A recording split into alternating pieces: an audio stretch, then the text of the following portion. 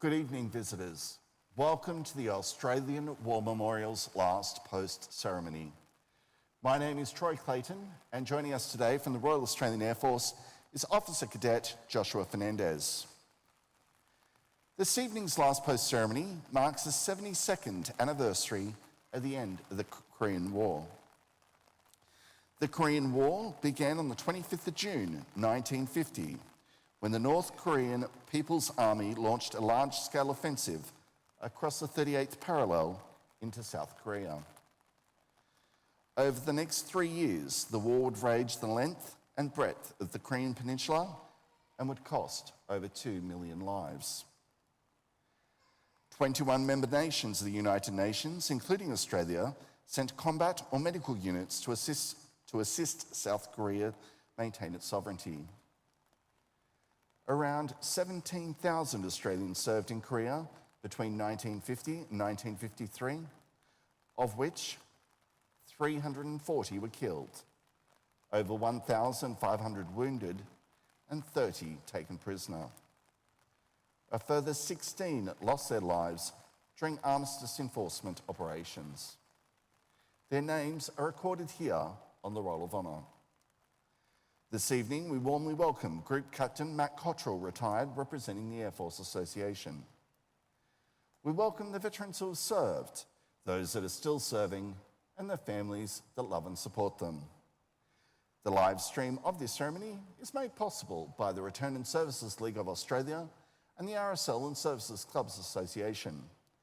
We welcome members who are watching the broadcast of this ceremony across Australia. During this evening's ceremony, wreaths will be laid at the base of the Pool of Reflection by visitors to the memorial and students on behalf of McGregor State School visiting from Queensland. If you're able, please stand and join in singing the National Anthem.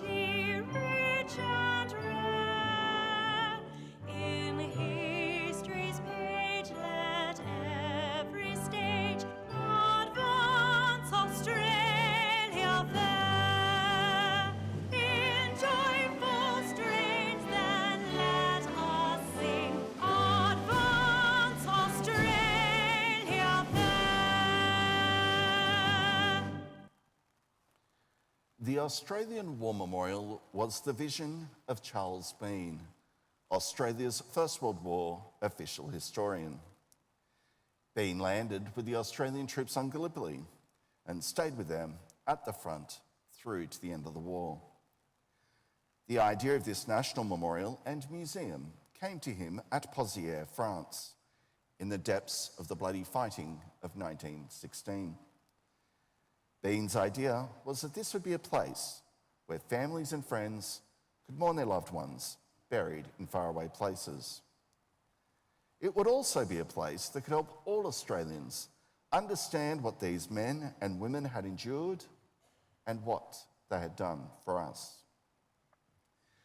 Bean's vision, to which we remain true, is best expressed as inscribed in the entrance to the memorial's galleries. Here is their spirit, in the heart of the land they loved, and here we guard the record which they themselves made. Tonight, we'll read the story behind just one of those on the Roll of Honour, which lists the names of more than 103,000 men and women who have given their lives for us in war and on operations for more than a century. But first we present a lament, Flowers of the Forest. Wreaths or floral tributes will now be laid at the base of the Pool of Reflection.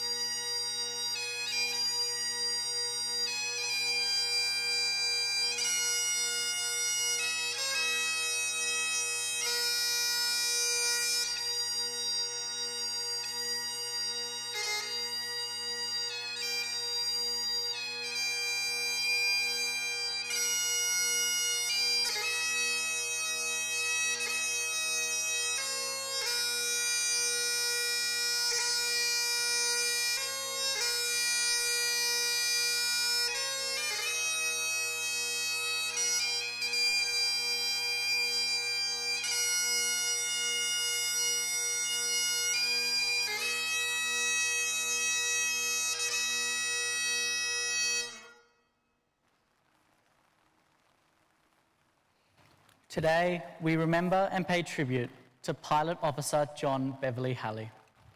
John Halley was born on the 2nd of August 1926 in Perth, Western Australia, to the Reverend Kenneth Halley and Evelyn Mary Neelaveau. He grew up in Geraldton, where he attended Geraldton High School and passed his leaving certificate in November 1944. He was a keen sportsman and a member of his local Boy Scout troop. In 1942, he joined the Air Training Corps, serving until he completed his schooling. John Halley joined the Royal Australian Air Force on the 5th of January 1945, and after his initial training, served as a wireless maintenance mechanic. The war ended before he could earn his qualifications. He was demobilised and returned to civilian life, finding work as a labourer. In 1947, Halley enlisted in the Citizens Air Force and began flying training in late August 1949 at Point Cook, Victoria. His course report described him as being a thoroughly dependable trainee who commands respect from his fellows. Halley received his wings in February 1951. After initially posting to No. 87 Squadron, flying Mosquito aircraft, Halley transferred to No. 86 Wing to fly Dakota transports. He applied for a transfer to fighters in May 1951 and again in July, but he was advised to wait until he had captaincy of Dakota aircraft first. On the 1st of September 1951, Halley deployed to Malaya, where he joined No. 38 Transport Squadron, Royal Australian Air Force. He flew a variety of supply and transport operations over the next 8 months and returned to Australia in May 1952. At the end of June, he got his wish to fly fighters and was posted to No. 2 Operational Training Unit at RAF Base Williamtown for conversion to the Gloucester Meteor. After passing his course, Halley was posted to No. 77 Squadron in Korea. In October, he joined 77 Squadron at Kimpo, South Korea, and by early February 1953 had flown over 76 sorties. It was reported that Halley, rather than travel to Japan for his last leave, instead travelled to the front line as an unofficial guest of one of the Australian battalions. He was described as having a wonderful time, foot slogging and blazing away with a rifle. On the 9th of February, Halley was granted a short service commission with the rank of pilot officer, which took effect the following day. On the 11th of February, Halley was rostered to take part in an armed reconnaissance flight in the Sarawon area. He took off just after 5 p.m. as number 3 in a 4-aircraft formation. It was his 77th operation since arriving at the squadron. Half an hour later, Halley and his wingman, Flight Lieutenant Christopher Sudgeon, broke away from the other 2 aircraft and commenced their reconnaissance. East of Sarawon, Sudgeon and Halley located enemy vehicles and attacked, setting all the vehicles in the convoy on fire. Halley was credited with destroying 5 vehicles. While attacking the first group of trucks, Sudgeon spotted a second group and alerted Halley, who acknowledged the transmission saying, "Roger." Sudgeon led Halley against the next group of vehicles. He later reported that as he pulled out from his attack and turned his aircraft, a very long area of fire was seen on the ground. Sudgeon believed it was probably a crashed aircraft. He called Halley several times on the radio but received no reply. Sudgeon searched for a parachute and listened for any calls on the emergency frequency without success. Though he had not seen any anti-aircraft fire, Sudgeon later reported that he believed Halley's aircraft had been hit by ground fire. He said that the position of a crashed aircraft in relation to the target indicated that little attempt, if any, had been made to recover from the dive. His death was certain, but Halley was listed as missing believed killed, as his remains were behind enemy lines and unable to be recovered. He was 26 years old. Halley was posthumously mentioned in dispatches. Part of his citation reads, "Flight Sergeant Halley participated in many successful attacks against heavily defended targets in North Korea and showed skill, aggressiveness, and determination in pressing home his attacks." Halley's name is listed on the Roll of Honour to my left among the 340 Australians who died as a result of their service during the Korean War. He is one of the 43 Australian servicemen still listed as missing in action. His photograph is displayed today beside the pool of reflection. This is but one of the many stories of service and sacrifice told here at the Australian War Memorial. We now remember Pilot Officer John Beverley Halley, who gave his life for us, for our freedoms, and in the hope of a better world.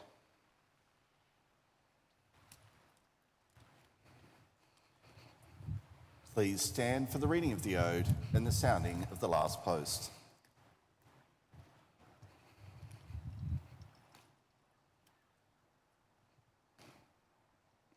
They shall grow not old, as we that are left grow old.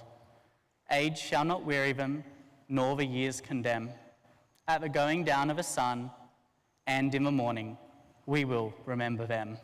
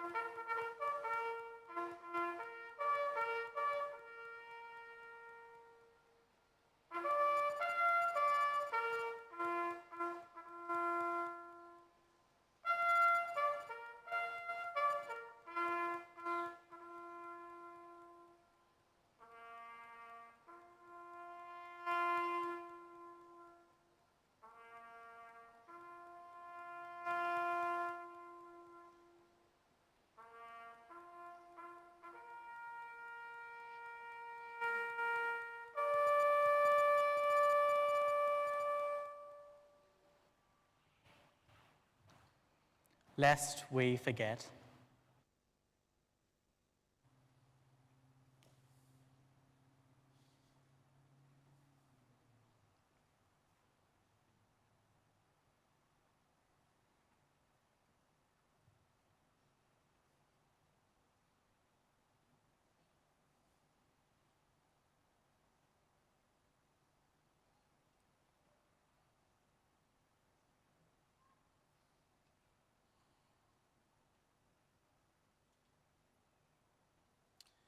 We leave you this evening with the words of the memorial's founder, Charles Bean.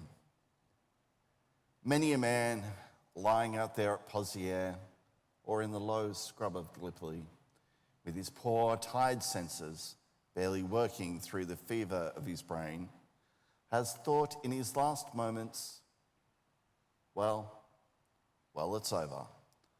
But in Australia, they will be proud of this. Ladies and gentlemen, girls and boys, that concludes the last post ceremony. On behalf of the director, staff and volunteers, thank you for visiting the Australian War Memorial today. We hope you all have a very pleasant evening. Thank you.